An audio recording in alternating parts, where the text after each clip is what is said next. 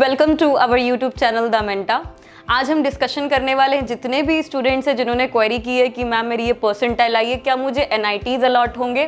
तो आज हम ये जितने भी स्टूडेंट्स के कमेंट्स हमने रीड किए, कितने सारे मेल्स आए थे स्टूडेंट्स आपके कि आपकी परसेंटाइल में क्या आपको एनआईटीज मिल पाएंगे।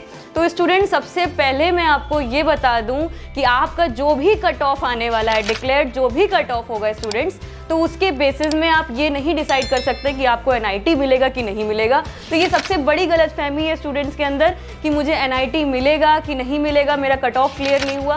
तो स्टूडेंट्स कट ऑफ का सीधा सीधा मतलब ये है कि आप जेईई एडवांस दे सकते हैं कि नहीं दे सकते, दैट्स इट। एनआईटीज में एडमिशन लेने के लिए opening closing ranks and last year के जो भी प्रीवियस रिकॉर्ड्स हैं आपके कॉलेजेस के, उसके बेसिस में आपकी काउंसलिंग्स होती हैं स्टूडेंट्स। तो आपका ये डिफरेंट सिनारियो है, रैंक्स का आपका डिफरेंट सिनारियो कि आप एनआईटीज में एडमिशन कौन सी ब्रांच में ले सकते हैं, इसका कट ऑफ से कोई भी लेना देना नहीं है स्टूडेंट, सबसे पहली बात। दूसरी बात यह है कि जितने भी स्टूडेंट्स हैं, जितने भी परसेंटाइल्स का हम वेरिएशंस आपको दे सकते हैं, तो हम केस स्टडीज़ आपको हम देते रहेंगे ताकि आप जब भी काउंसलिंग अटेम्प्ट करें तो आपको ये दिमाग में क्लियर रहे कि मुझे कौन सी एनआईटी में कौन सी ब्रांच मिल सकती है। पॉसिबिलिटीज़ हैं, चांसेस हैं, ज़रूरी नहीं कि वो आपको ब्रांच मिल जाए, बस एक पॉसिबिलिटी के तौर पे आज हम डिस्कशन करने वाले हैं एक केस स्टडी पे। जितने भी स्टूडेंट्स लाई कर रहे हैं 89 परसेंटाइल से आपके 94 परसेंटाइल के बीच में, ध्यान से सुनना बच्चों, जितने भी स्टूडेंट्स आप जेईई मेंस का फरवरी अटेम्प्ट कर चुके हैं और उनकी परसेंटाइल 89 से 94 के बीच में है या फिर 89 है, 94 है, लमसम इसके आसपास है, तो उनको कौन से एनआईटीज मिल सकते हैं। सीधी सी बात है, इतने परसेंटाइल में हम अगर फरवरी अटेम्प्ट की बात करें तो आपका लमसम इतने के इतने अकॉर्डिंग रैंक्स बनने वाली है। लमसम 47 45 आप मान सकते हैं, सिर्फ 1,15,000 1,10,000 तक हम मान सकते हैं कि आपकी इतने रैंक तक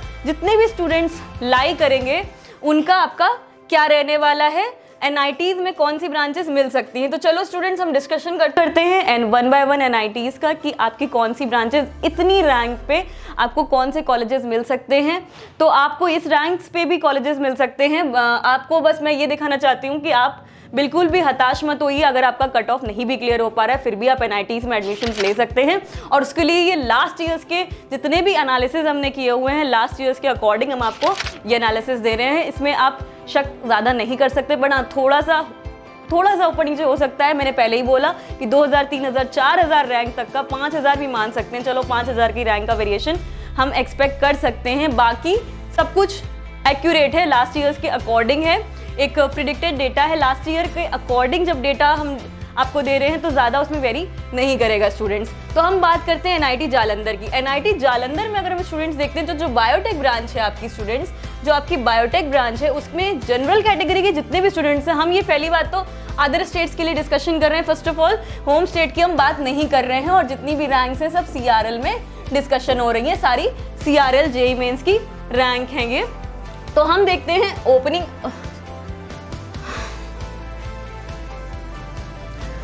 तो जितनी भी ये सीआरएल रैंक्स है स्टूडेंट्स, अगर हम फर्स्टली बायोटेक ब्रांच का देखते हैं एनआईटी जालंधर में, तो जो जनरल कैटेगरी में 45 से 50,000 के बीच में आपको बायोटेक ब्रांच अलॉट होने के पूरे चांसेस है स्टूडेंट्स। और ईडब्ल्यूएस कैटेगरी की अगर हम देखें 52 से 55,000 रैंक तक अलॉट होने के पूरे चांसेस हैं।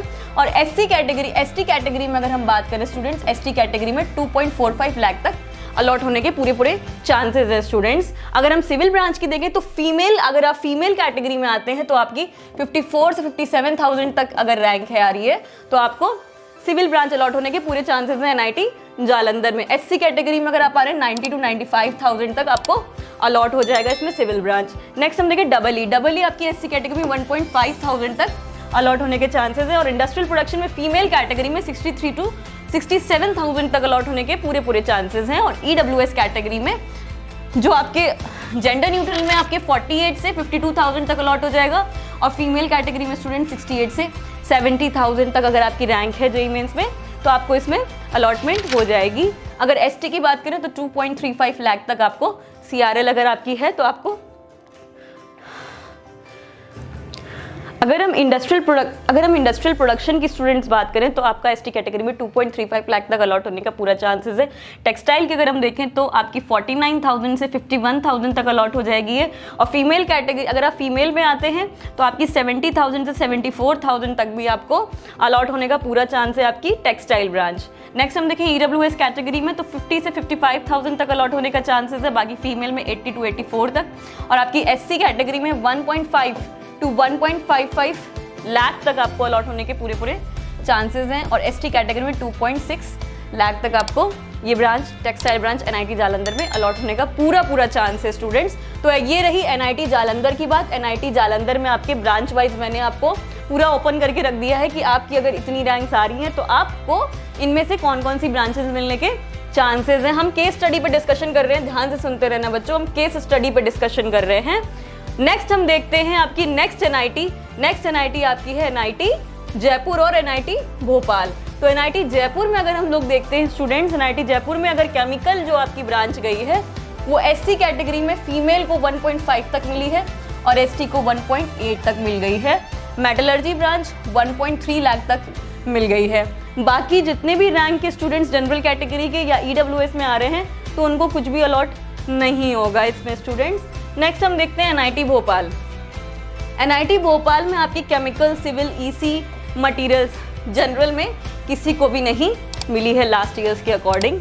नेक्स्ट हम देखें ईडब्ल्यूएस कैटेगरी में तो फीमेल में 45 to 49,000 तक इसमें अलॉट हो गई है केमिकल ब्रांच। आपकी सिविल ब्रांच 55,000 तक अलॉट हो गई है और मटेरियल्स ब्रांच आपकी 45 से 50,000 रैंक अगर आपकी सीआरएल आ रही है तो आपको ये अलॉट होने का पूरा चांस है मटेरियल्स। एससी में देखें तो 80 to 85,000 रैंक तक ईसी ब्रांच अलॉट हो गई है स्टूडेंट्स। ईसी अच्छी ब्रांच है एनआईटी भोपाल की और आपकी 1.5 लाख रैंक तक आपको एससी कैटेगरी में मटेरियल्स अलॉट हो चुकी है लास्ट ईयर्स के अकॉर्डिंग। तो हम एक्सपेक्ट कर सकते हैं कि इसके अकॉर्डिंग आपके इस ईयर की भी काउंसलिंग्स हम अटेम्प्ट कर पाएंगे स्टूडेंट्स। नेक्स्ट एनआईटी को अगर हम फोकस करें तो नेक्स्ट एनआईटी आपकी आती है NIT Allahabad and NIT Agartala. NIT Allahabad में अगर हम देखें तो जनरल कैटेगरी में बायोटेक, सिविल भी नहीं अलॉट हुई है। अगर आपकी परसेंटाइल 89 टू, हम कितने का डिस्कशन कर रहे हैं, 89 to 94 परसेंटाइल में, तो आपकी अगर ईडब्ल्यूएस में देखें तो बायोटेक आपकी 40,000 तक अलॉटमेंट हुई है लास्ट ईयर तक और एससी कैटेगरी में 1.3 लाख तक अलॉटमेंट हुई है और एसटी में 1.9 लाख तक अलॉटमेंट हुई है स्टूडेंट्स। आज की देखें स्टूडेंट्स एनआईटी इलाहाबाद में आपकी तो इंडस्ट्रियल प्रोडक्शन जो आपकी ब्रांच है स्टूडेंट्स वो आपकी जनरल कैटेगरी में अगर आप फीमेल आते हैं तो आपकी 55 to 58,000 तक अलॉट हुई है इंडस्ट्रियल प्रोडक्शन ब्रांच, किसमें, एनआईटी इलाहाबाद में। ये हम बात कर रहे हैं अदर स्टेट के लिए क्योंकि एनआईटी इलाहाबाद में होम स्टेट अदर स्टेट बहुत ज़्यादा वेरिएशन नहीं करता है। बाकी किसी भी ब्रांच का मैंने आपको यहाँ पे इंडिकेशन नहीं दिया है। नेक्स्ट हम देखते हैं एनआईटी अगरतला। एनआईटी अगरतला में ज़्यादा इस रैंक पे ज़्यादा एक्सपेक्ट कर सकते हैं कि आपको ब्रांचेस अलॉट हो सकती है एनआईटी अगरतला में। अगर आपकी ये रैंक का वेरिएशन आपको मिल रहा है तो आपकी ये ब्रांच आपको अलॉट हो सकती है एनआईटी अगरतला में। बायोटेक में देखें तो जनरल कैटेगरी में 65 to 69,000 तक अलॉटमेंट हुई है स्टूडेंट्स। केमिकल में 50 to 55,000 तक अलॉटमेंट हुई है। सिविल में आपकी 45 to 50,000 एंड प्रोडक्शन में 60 to 66,000 तक आपको ये ब्रांच अलॉट होने के पूरे चांसेस हैं स्टूडेंट्स। नेक्स्ट हम देखिए ईडब्ल्यूएस कैटेगरी में बायोटेक 65 to 70 तक अलॉट हो सकती है। केमिकल ब्रांच आपकी 54 to 57,000 तक अलॉट हो सकती है। सिविल आपकी 50 to 55,000 तक एंड 68 to 72,000 तक आपकी प्रोडक्शन अलॉट हो सकती है। तो ये आपकी ईडब्ल्यूएस कैटेगरी का हमने आपको रैंक का वेरिएशन बताया। नेक्स्ट हम देखें एससी कैटेगरी में। एससी कैटेगरी में बायोटेक ब्रांच आपकी 1.9 लाख, एसटी आपकी 2.6 लाख, केमिकल ब्रांच आपकी स्टूडेंट्स 1.8 एंड एसटी में आपकी 2.55 लाख तक आपको स्टूडेंट्स अलॉट हो सकती है एनआईटी अगरतला में। तो ये जो एनआईटी अगरतला का हम डिस्कशन कर रहे हैं ये रैंक आप देख सकते हैं, इतनी रैंक तक आपको एनआईटी अगरतला में ये ब्रांचेस अलॉट होने का पूरा चांसेस है। तो स्टूडेंट्स अगर ये अटेम्प्ट भी आपका अच्छा नहीं गया है, अगर आपको लगता है कि मुझे एनआईटी नहीं मिल पाएगा, तो ये इसलिए मैं आपको ये वीडियो आपको डिलीवर कर रही हूँ कि ताकि आपको ये आइडिया रहे कि मुझे अभी भी कौन से एनआईटीज़ में कौन सी ब्रांच अलॉट हो सकती है। अभी भी आपकी कंडीशन बहुत ज़्यादा ख़राब नहीं है स्टूडेंट्स। नेक्स्ट हम देखते हैं एनआईटी। नेक्स्ट स्टूडेंट हमारी एनआईटी है एनआईटी दुर्गापुर, बहुत ही टॉप में एनआईटी आती है ये आपकी। इसमें आपकी जनरल कैटेगरी में बायोटेक एंड मेटलर्जी दोनों ही अलॉट होती दिख रही है। 50 to 54,000 तक हम देख सकते हैं कि जनरल कैटेगरी में इसमें अलॉट होने के चांसेस हैं। एंड मेटलर्जी में 45 to 49,000 तक हमें मेटलर्जी भी अलॉट होने के इसमें चांसेस दिख रहे हैं। EWS में देखें तो 52 to 57,000 तक हमें अलॉट होने के चांसेस दिख रहे हैं।